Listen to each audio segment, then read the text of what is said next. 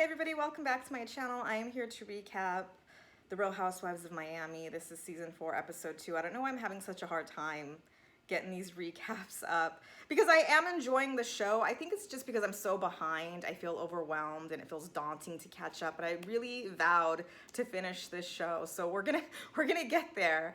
And like I said, I am enjoying this show so far. It's light, it's frothy, it's harmless shade so far. So let's talk about sort of the nothingness that's going on right now. Let's start with Gertie. She's one of the new girls. She's the event planner, and we learn just a little bit more about her. They catch her at home with her family. She's married to her high school sweetheart, it turns out. She says that when they met in high school, he was very quiet and shy and a man of few words, and he still is. But they've been happily together all this time. They have 2 sons, a 13-year-old and an 8-year-old, so they're in the midst of raising a teenage boy. And she admits that she's a workaholic, but she looks at her sons and sees that they're growing up so fast, she can't even believe she birthed these young boys, these young men. And so she really wants to spend more time at home. She really doesn't have a storyline right now. That was pretty much it. That was all. And all that's really happening with her, she's helping Alexia plan her wedding. Just not enough. I mean, maybe it is only episode 2, so we can give it some time, but we know that no storyline is death on these shows. And I really do like her, and I like that she has a good marriage, and he seems to be a good guy, so I hope she doesn't drum up some drama there, because you know these shows wreck marriages, and I would like for her just to be happily married in her marriage with her family. So I guess we'll wait and see what happens. But all that's going on right now, she's planning Alexia's wedding. What else? We get a short segment with Larsa. She's at home. She's talking with her assistant. And of course, the topic of the OnlyFans comes up again. And she says when she first thought about joining, she was hesitant because of the connotation and what we imagine it to be. But then she saw that there were other celebrities on this app. Black China, Tyga, Ray J. And I'm sitting here waiting for her to name the celebrities.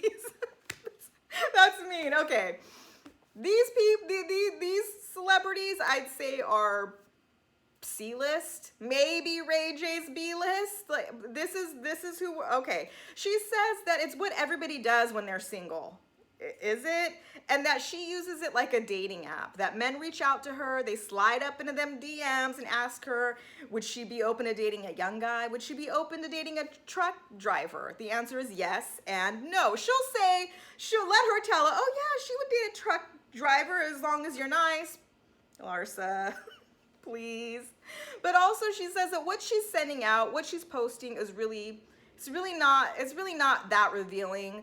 There, I guess, is a big market for feet pictures and videos. And hey, if that's your thing, that's what you're into, it's your business. And so when somebody reaches out to her, I think she said there was like a correctional officer in Iowa who reached out and said, hey, can you just send me a video of your feet to, you know, cheer my day up? She's happy to do it. Make somebody's day. What's wrong with that? So I guess it's harmless. She's making lots of money. What do I care? She says right now she's basically just in a relationship with 20,000 people. Fine.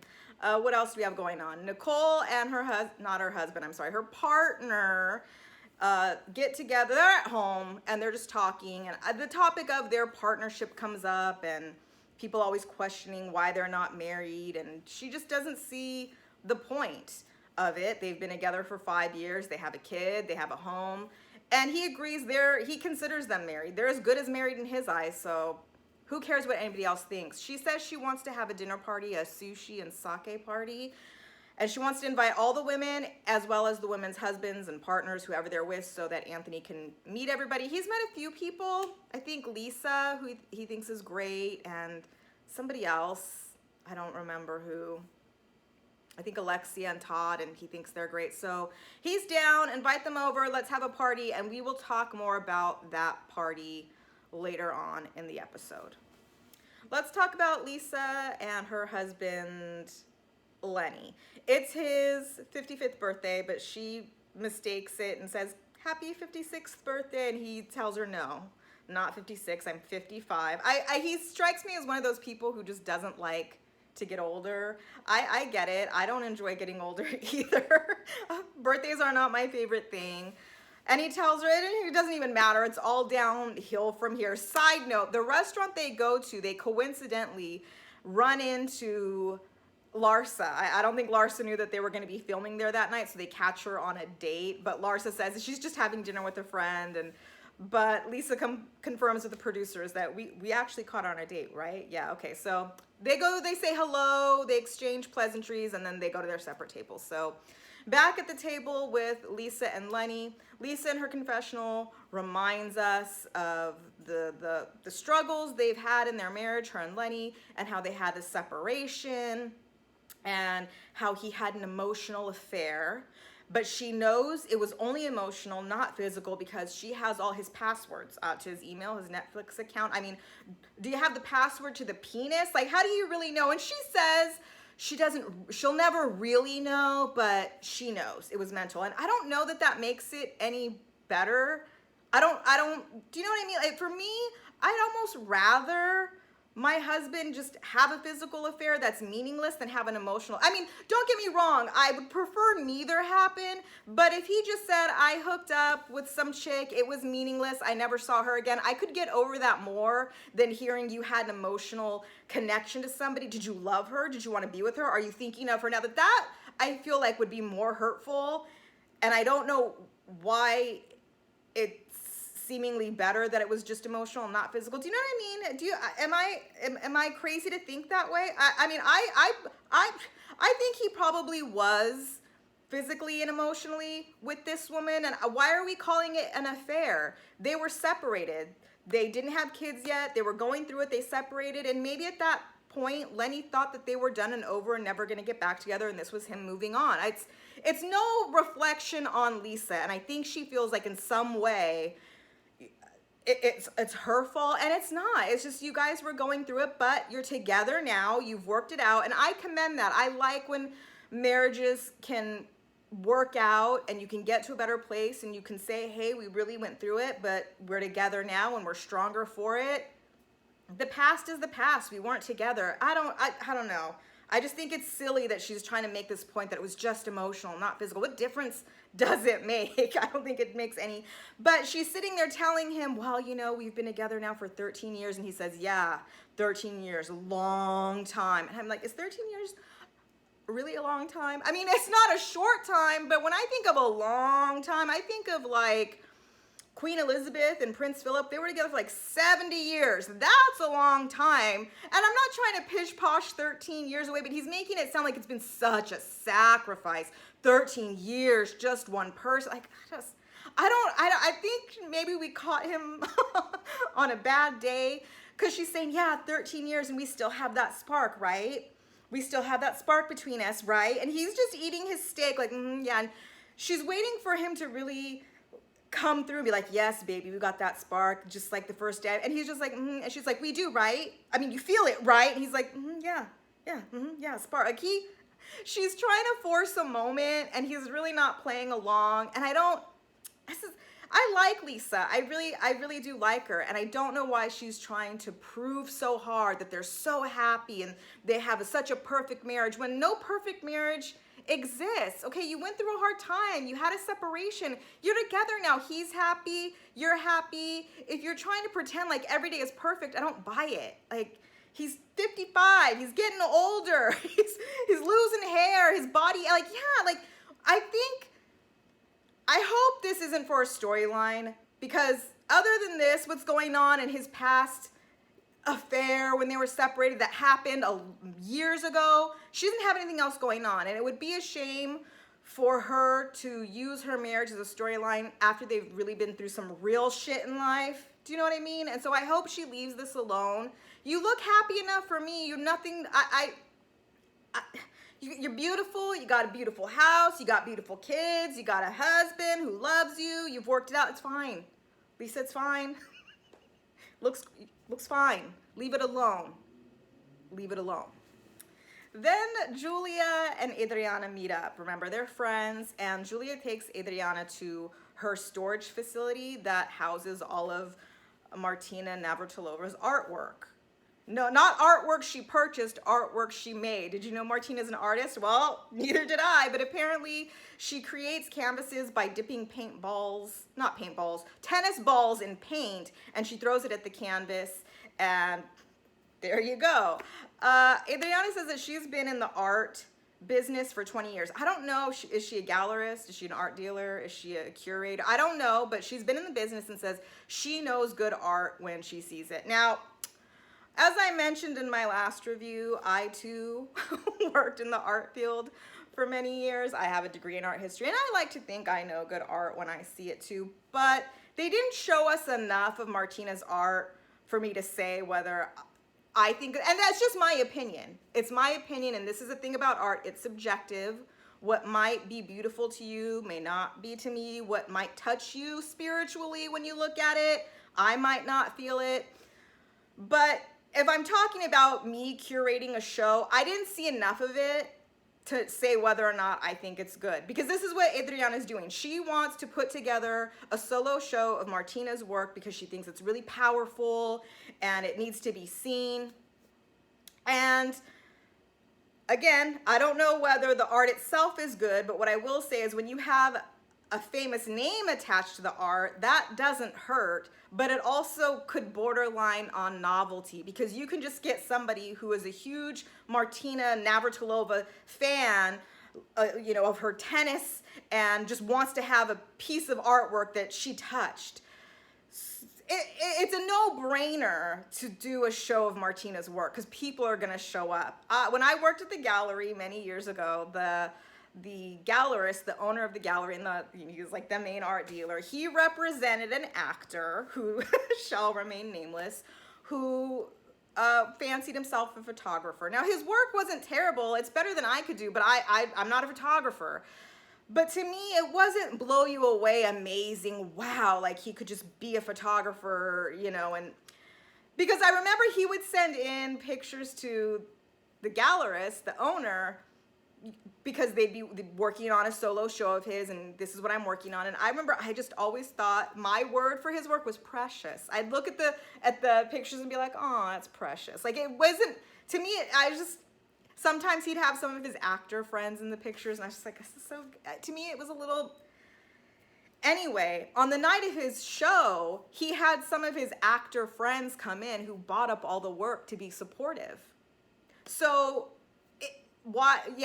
Adriana would be a fool not to put a show on for Martina because you're gonna make money whether the art's good and great and could stand alone even if Martina's name wasn't on it, or if it's just kind of like whatever novelty stuff. She's gonna make money. So, but I'm gonna reserve my opinion until I can see more of Martina's work because I want to be fair and I don't know yet. I don't know. So after she pulls some pieces from the storage, they sit down to have a conversation. And last week I mentioned that I felt like Adriana was really enamored of Julia and was being very flirty, but I didn't really see it coming from Julia. But in this episode, oh yeah, she's throwing it right back at Adriana. They're talking about the first time they met, and Julia nicknamed her Snow White, and Adriana says that they just have a complicated relationship and it's full of je ne sais quoi. And they're just being very flirty and touchy-feely. They're just kind of like leering at each other. I'm like, what's going on here? Are you friends, right? Are you a little more than friends? Is Martina okay with this? Is it an open marriage, or is this harmless flirtation with your girlfriend? I don't flirt with my girlfriends like this. I don't, because it's not where my brain is at all. Maybe if I had like a guy friend that I thought was really cute, but I don't have I'm a girl's girl. I love my girlfriends. You know what I mean. So maybe if I had like a really good guy friend that I thought was really attractive and we had chemistry, maybe I'd be flirty, but if he was married, I wouldn't.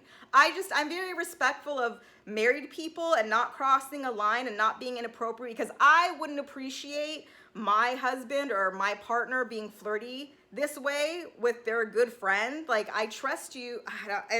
I don't really know what's going on there, but I know we're going to see more of it in the next episode. So we'll just have to wait and see, like, what's really going on with Julia. Does Martina know? Is Martina cool with this? I don't know. We'll just have to wait and see. So the episode actually opened where it left off with Marisol, Alexia, and Alexia's assistant, Johnny, discussing whether or not she should meet up with her deceased former husband's ex-gay lover, and she says she wants to. She wants answers. She wants closure. She definitely wants to meet. So Johnny, the assistant, texts this alleged ex-lover and says, okay, I'm gonna hit send, and he hits send. And so while they're waiting to hear back, they find his Instagram and they're going through it. It's funny because his face was blurred out, but are we gonna meet him later? Is his face still gonna be blurred out? All of his pictures, he's in his Speedos, his tidy whities. He's like a beefy beefcake kind of guy. And they're just like, oh my gosh, as they're looking at it, lo and behold, he texts back and tells Johnny, yeah, sure, why not? I can meet up with Alexia. Only thing is, I'm out of town right now, so I'll hit you up when I'm in Miami and we can set something up. So I guess we can talk more about that later when it happens. Later on, Alexia goes out to dinner with her fiance Todd because she's just so stressed out with all this wedding planning. And I'm thinking, isn't that why you hire a wedding planner, Gertie, so you don't have to be stressed out? Anyway, Todd says he would rather just go to the courthouse and be done with it, but no, she wants the parade, she wants the party, she wants it all. And so he's happy to, do that for her. She says that they've been together for 5 years. He's originally from New York. He's in real estate, and he's the one. Like, he is the one. She's found it. This is it. This is her forever. She's never been so happy. And they intercut this with all of the other women, her friends, like Marisol and I think Adriana, saying like, yeah, we've never seen Alexia so happy. He brings out the best in her and she could really be herself, and it's so great to watch, and we can tell this is going to be it for her. The only thing is, though, is there's something going on between Todd and Alexia's oldest son, Peter. She has yet to reveal it. She says something that happened, a sort of interaction, altercation that was the worst 5 minutes of her entire life, and she just hasn't even been able to bring it up to any of her friends because it was just so devastating. So what could it be? They're really like dangling this. Anyway, so she meets up with her son Peter. They go to have lunch at Versailles. I recognized that place immediately. Those Formica tables and that like mirrored walls. It's really good. It's like a staple in Miami. I remember the first time I went to Miami, not everybody, people were telling me, you got to go to Versailles. It's like, it's famous, it's well known, you got to go to Versailles. So I was like in a maxi dress, kind of casual, and I hailed a taxi and I said, take me to Versailles. And the taxi driver told me, oh, you can't go to Versailles like that. It's a very fancy, it's very elegant.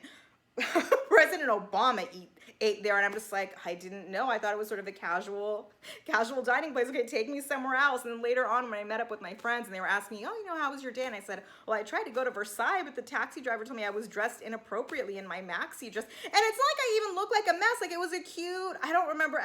And they were like, what are you talking about? Like, anybody could, they were like, we're going to take you there for dinner tonight.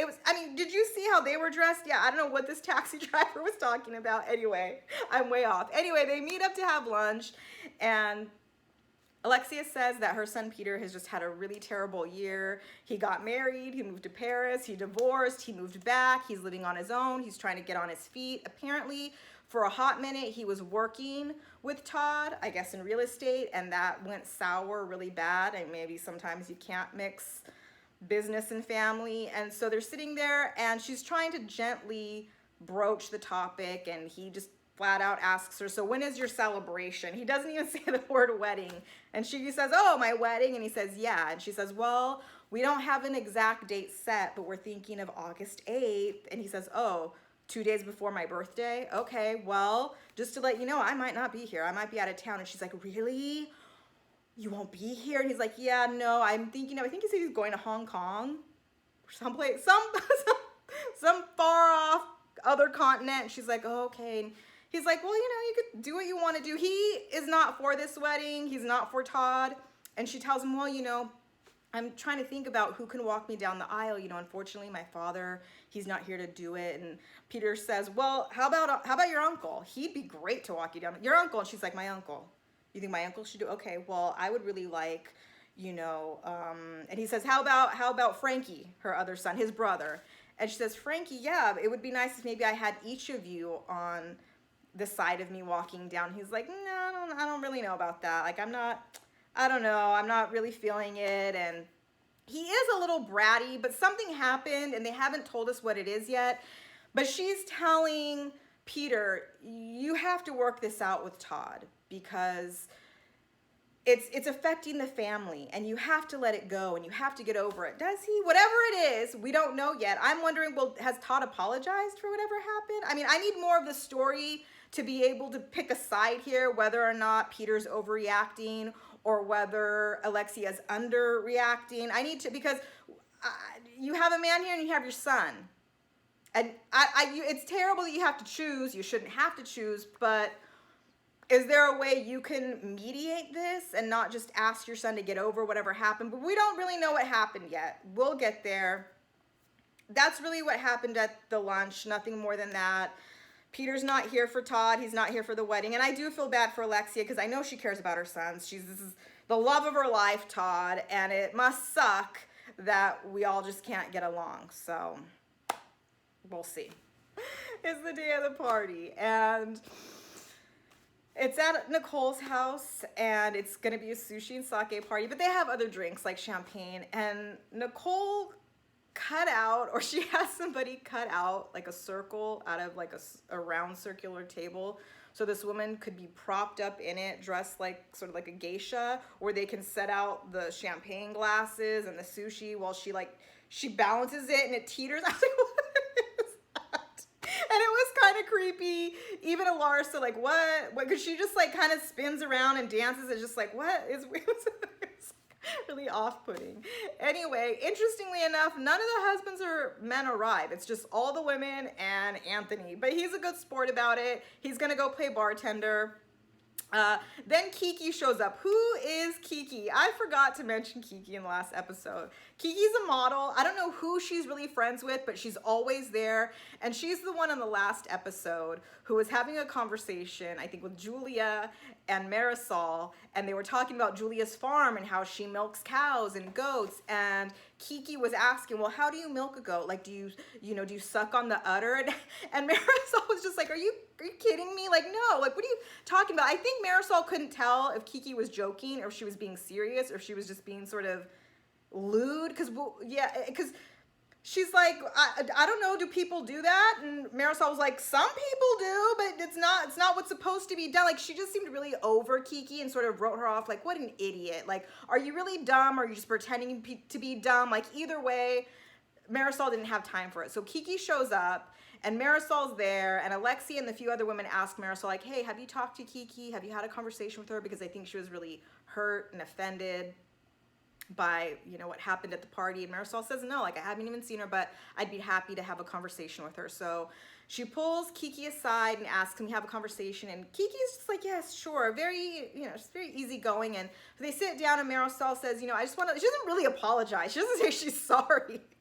We're just like not being able to deal with the shenanigans and the idiocy. But she tells her, just because I don't like what someone says doesn't mean I don't like them. So we're cool. I don't have a problem with you. I'm open to a friendship.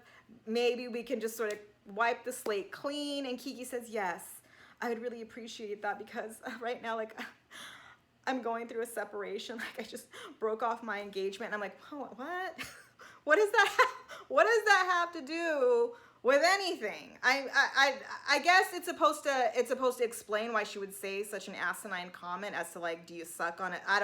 I was just like, is she trying to like cover up and I just like, oh, you said something stupid. Maybe you really didn't know. Maybe you thought you were being funny. Maybe you thought you were being cute and ditzy. But it's like, okay. And so Marisol's like, okay, I hear you. I'm so sorry about the broken engagement. I'd love to be there for you. I can be a really supportive friend, so you can count on me. Like, let's go and enjoy the party. And that was sort of it for them. At one point, Anthony is talking with Alexia and he's asking her, how are the wedding plans going? And she says, good. And he says, oh, if you need any help, I'd be happy to help plan. And she says, okay, and when are you getting married so I can help you plan? And he's like, yeah, it's really not like, yeah, I don't know. He doesn't really say firmly, we're not, what he tells her is we're as good as married. We have a life together. I consider her my wife. We don't really need, a marriage certificate for that. And Nicole chimes in her confessional that they're a power couple, and like, look at Oprah and Stedman. They're not married. And that's, Yeah, that's true. It's like a whole nother topic we could get into. If they don't want to be married, they don't need it, there's no benefit for them, then I don't really care. Do what you want to do. But I think it is meaningful to some people, and that's what Alexia is trying to say. Every girl wants to be married. Maybe not. Maybe not every girl wants to be married. Maybe Oprah doesn't want to be married. Maybe Goldie Hawn doesn't want to be married. But these are also very financially stable women, as is Dr. Nicole, that, maybe there is no real, if we do decide to break up, you take what's yours, I take what's mine, and that's it. Different if maybe you have a woman who isn't a doctor and decides to put her career on hold or backburn it so she can raise the kids, and if it falls apart, she might need that protection that a marriage should take. I'm really getting off. Anyway, it's a whole nother thing. And it's what they don't want to be married. Let them be. Stop harping on it. I will say that if I was Nicole and Anthony, I'd be irritated too if people kept asking. Like, it's really not your business. When we get married, if we get married, you'll know about it when you get the invitation, or you read about it in the paper because you weren't invited. Whatever. Anyway, later on at the party, Alexia is sitting there, and the topic of what happened with Todd and Peter kind of comes up, and she starts sharing with them she's having a hard time because they're asking her, oh, is Peter going to walk you down the aisle? Is Frankie going to walk you down the aisle? She said, I don't really know, because there's this tension that's really tearing me up between Peter and Todd. There was this one night where Peter and Frankie, her two sons, were smoking out in the kitchen because, hey, weed's legal, and sometimes it could even be medicinal for people with brain injuries. I know that marijuana can be medicinal for certain things, but she didn't say, yes, the doctor told us that this will help Frankie, because, Frankie is her son that was in an accident, who has a lot of medical issues now. And did the doctor tell them it was okay for him to do this? Because I'm not trying to judge her, but she's just kind of like, it can be, and then maybe it can't be, because apparently he smoked too much and he passed out on the table, like head first, knocked out, blood pressure dropped, everybody's freaking out, they have to call the police, call the ambulance, and Todd came in and had a lot to say to Peter. And that's where it ended. We don't know specifically what he said. I imagine it's something like, hey, you should be responsible. He's your younger brother. Why are you smoking him out so much? We'll hear more about it later. We don't know enough about it yet, but that's it. And that was the episode. Let me know what you guys think. Are you into this show? Are you enjoying it at all? It would, rate, comment, subscribe. I know this probably seems all over the place. I'm just really trying to catch up on these episodes because I'm so behind, and I know they'll be better and less rushed feeling when I'm fully caught up. But anyway, let me know what you think, and I will see you soon for something. Bye.